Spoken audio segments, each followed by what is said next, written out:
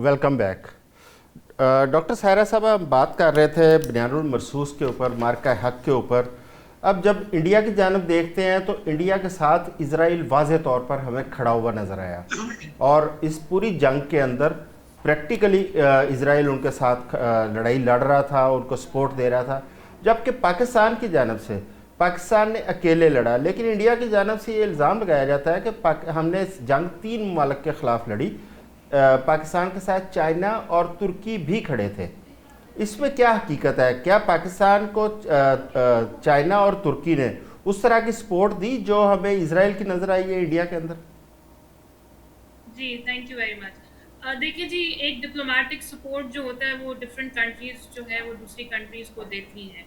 जहाँ तक पाकिस्तान की सपोर्ट के मामले की बात है कि टर्की और जो सेकंड स्टेट आप मेंशन करें चाइना चाइना। कि वो दो सपोर्ट था, तो डेफिनेटली एक डिप्लोमेटिक सपोर्ट जो आपके फ्रेंड्स होते हैं वो आपको देते हैं।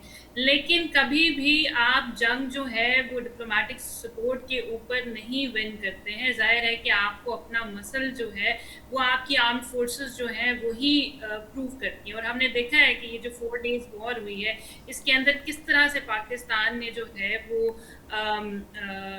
विन किया है, हमारी एयर फोर्सेस ने। और ये जो वॉर थी ये एक वन डायमेंशन वॉर नहीं थी, ये मल्टी फ्रंट पे वॉर जो है वो लड़ी जा रही थी। For instance air, land, waters के अंदर तो ये वॉर थी। इसके साथ साथ साइबर डोमेन के अंदर ये वॉर जो है वो बहुत बिल्कुल। ज़्यादा थी, और हमने देखा कि किस तरह से साइबर के अंदर जो है हमारे जो कहते हैं कि क्वाइट वॉर जो थे वो लड़ रहे थे, तो साइबर वॉरफेयर के अंदर भी हमने उनको बहुत अच्छी तरह से जो है उनके 4 जो क्रिटिकल इंफ्रास्ट्रक्चर के वेबसाइट्स थे वो पाकिस्तानी जो साइबर हैकर्स थे या अटैकर्स थे उन्होंने वहाँ पे वो किया है। तो ये कहना इंडिया की तरफ से, I think this is utterly a propaganda by the Indian media, और वो इस तरह का प्रोपेगेंडा और इस तरह के नैरेटिव जो है वो बनाते रहते हैं। तो हमें इस तरह के नैरेटिव के ऊपर ज़्यादा वो नहीं करनी चाहिए। वेयर एज ऑफ कोर्स हमारे फ्रेंड्स हमारे साथ थे, हम उनको वैल्यू भी करते हैं। जहाँ तक इंडिया और इजराइल के नेक्सस की आप बात कर रहे हैं, तो आई थिंक ये जो नेक्सस डेवलप किया इंडिया ने, इसने बहुत हद तक इंडिया को जो है वो आइसोलेट भी किया है रीजन के अंदर। अगर आप करंट सिनेरियो के अंदर देखें, जिसमें जो ईरान वाली वॉर है उससे पहले जब इंडियन प्राइम मिनिस्टर गए हैं कनेसेट के अंदर, उन्होंने वहाँ पे स्पीच किया और उन्होंने कहा है कि इजराइल जो है वो फादरलैंड है और इंडिया जो है वो मदरलैंड है, और एक नेक्सस, और उसके जवाब में नेतन्याहू साहब ने हेक्सागन ऑफ अलायंस की बात की है। तो ये जो नेक्सस उन्होंने बनाने की कोशिश की है वही नेक्सस जो है वो उनको उल्टा पड़ गया, और हमने देखा कि जो करंट निगोसिएशन है, करंट डिप्लोमेसी है रीजन के अंदर, जिसमें पाकिस्तान एक की मिडल पावर के तौर पे उभरा है, तो इंडिया इसमें बहुत हद तक आइसोलेशनिज्म का शिकार हो गया है इसी अपनी रॉन्ग पॉलिसीज की वजह से। क्योंकि this reason is definitely an important region for all the stakeholders, and India is of course important stakeholders, तो cooperation within the region जो है वो करनी ज़्यादा ज़रूरी है, I believe, rather than कि आप प्रोपेगेंडा के अंदर जाएं या वॉर के अंदर जाएं। इंडियंस को ये समझने की ज़रूरत है। बिल्कुल ठीक है। नताशा साहबा, जब से बीजेपी की गवर्नमेंट आई है इंडिया के अंदर, हम देखते हैं कि हिंदुत्व का जो नज़रिया है उसके ऊपर बहुत ज़्यादा उनका फोकस है। फिर एंटी पाकिस्तान, एंटी मिनॉरिटीज़, वो उनकी जो सारी आप देखें सारा फोकस इस पे है, और उसमें मोदी और मोदी गवर्नमेंट को फ़ायदा भी पहुंचा है। अभी हमने उनके जो स्टेट इलेक्शन देखे हैं उसके अंदर 3 स्टेट्स के अंदर तो बीजेपी को, एक स्टेट में तो क्लीन स्वीप किया उन्होंने, और 2 स्टेट्स के अंदर वो मखलूत गवर्नमेंट बना रहे हैं। तो क्या ख्याल है कि ये बीजेपी का सारी जो सियासत का दारोमदार है वो सिर्फ एंटी पाकिस्तान नैरेटिव है उनका? जी, मेरे ख़्याल में जो बीजेपी का जो ये आप कह लें जो किबला है वो एंटी पाकिस्तान नहीं है, एंटी मुसलमान है।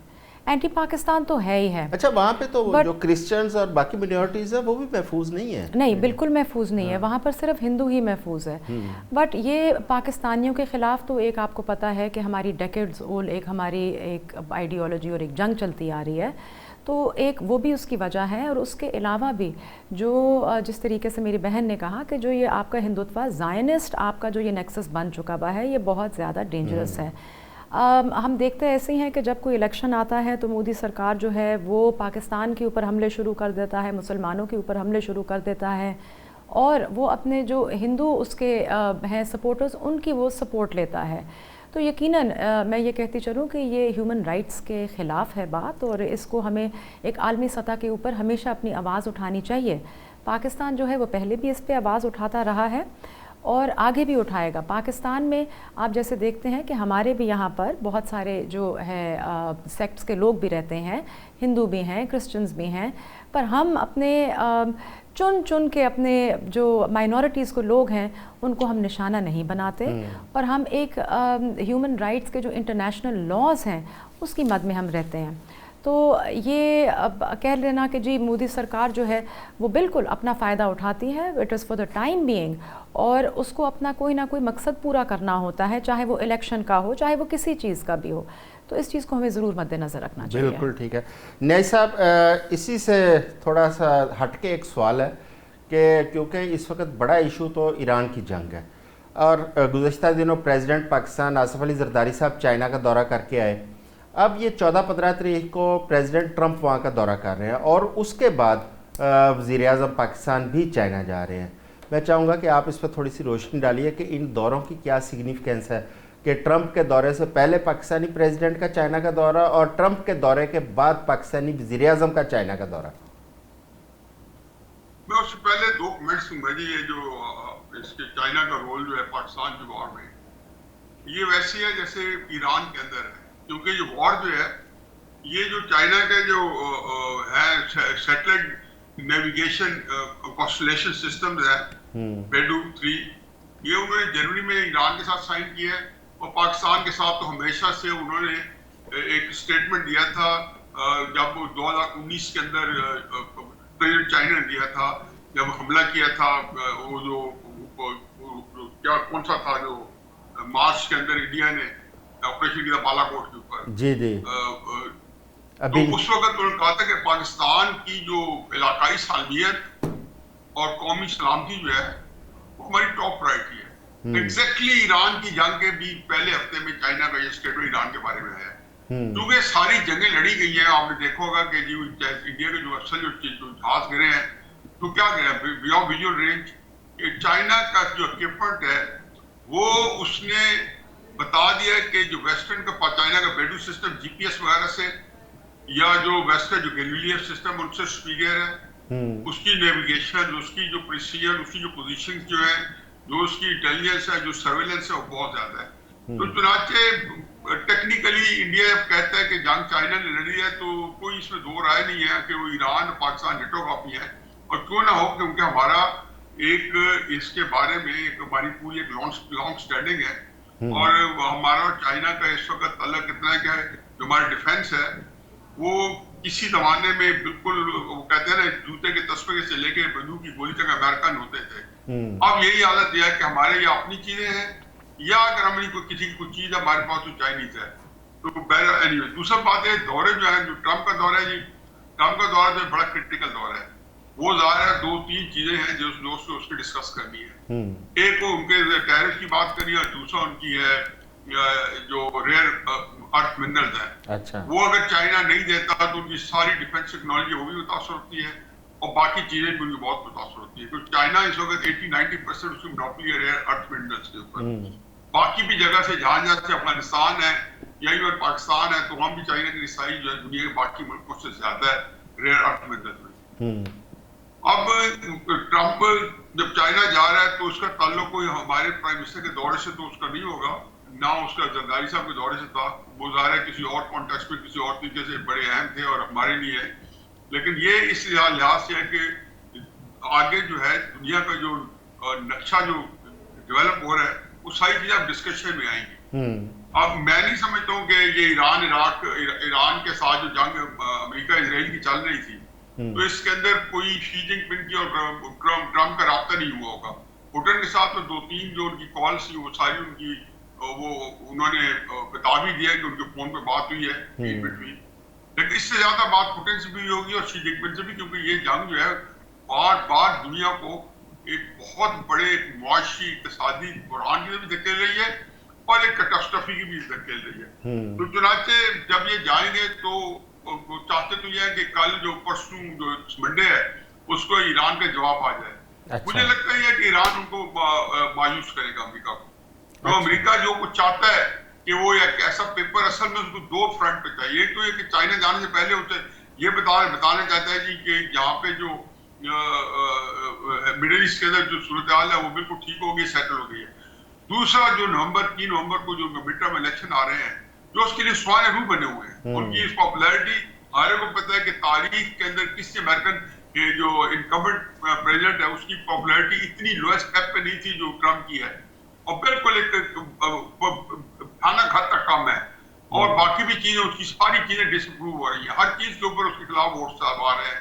हम कहा कि ईरान के पास न्यूक्लियर बम है नहीं है, इसके ऊपर 73% लोगों ने कहा, 77 के ना ईरान बना सकते ना है, वो हर चीज के ऊपर। तो चाहता ही है कि कोई ऐसा मुझे कागज का टुकड़ा मिल जाए जिसके अंदर भले से अंदरून खाना हम उसे वादा करें कि जी अपना हुर्मत भी आप ले लेंगे, आपको रेपरेशन भी देंगे, आपको फलाम भी होगा, फलाम भी होगा, हर चीज, लेकिन कागजों के अंदर आप हमारी जीत दिखा दें। जाहिर है ईरान की नहीं कभी अपना एक आगे निजाम है, तो ईरान ने बिल्कुल एक बड़े ठंडे मिजाज के साथ, अमल के साथ, बुर्दबारी के साथ, हिकमत के साथ मामला को आगे चला रहे हैं। उन्होंने बहुत बड़ा नाम कमाया। जंग शुरू हुई थी तो ईरान अकेला था, और हर बंदे ने या तो लोग खामोश थे या उन्होंने उनको लैंड की थी, जो स्पोर्ट लैंड की थी। बल्कि पाकिस्तान ने भी कहीं पे किसी तरीके से वहां पे हमें वोट देना पड़ गया था जब बहरीन पे और बाकी मुल्कों पे हमले हुए, तो उनको ईरान को कंडेम करना पड़ा। लेकिन आज ईरान जो है वो इजराइल और अमेरिका अकेले हैं, ईरान जो है उसमें सारी दुनिया खड़ी है। ऑस्ट्रेलिया, जब साउथ कोरिया, जब ये सारे मुल्क आ जाए, जब नेटो जो है वो तितर बितर हो जाए, तो एक बड़ा जो माहौल जो है एक आप अंदाजा कर सकते हैं। तो मैं समझता हूँ कि इससे ज्यादा अहम था अब्बास अरागची का दौरा ट्रम्प से पहले चाइना का। अब्बास अरागची का दौरा था, वो भी चाइना और रशिया दोनों के दौरे में, जब बल्कि पाकिस्तान है, पाकिस्तान के अंदर हैरत अंगेज तौर पर उनका जब आके मस्कत से घूस डाला था, तो दोबारा पाकिस्तान है कि वहां पे उनकी बात जब हुई मिस्र के वजीर खाजा से या तुर्की के या कतर के या सऊदी अरब के, तो उसके बाद उन्होंने जाहिर है कि फील्ड मार्शल साहब को कोई ना कोई बात डीब्रीफ किया होगा या ब्रीफ किया होगा या क्या बातें। तो वो एक ईरान इस वक्त चल रहा है पोस्ट वार सिचुएशन में जा रहा है, यानी कि उसके नजदीक वार जो है ये खत्म हो चुके। ईरान कन्विंस है कि अमेरिका हमला नहीं कर सकेगा। अच्छा। लेकिन आपको बिल्कुल अंडरमाइन ना करें ट्रम्प को कि वो फर्स्ट स्टेट हो कर भी दे, दूसरी इजराइल की उसे बहुत खुश है कि हमला करे। लेकिन इसके बावजूद वो जंग के बाद जो खिता नजर आता है उसके वो हालात वाकयात कि किस तरीके से कोई इस्लामिक ब्लॉक बनना है रूस और चीन के साथ मिलके और उनकी जेर निगरानी, तो वो सारी चीजें जो उस पर डिस्कशन हुई होगी।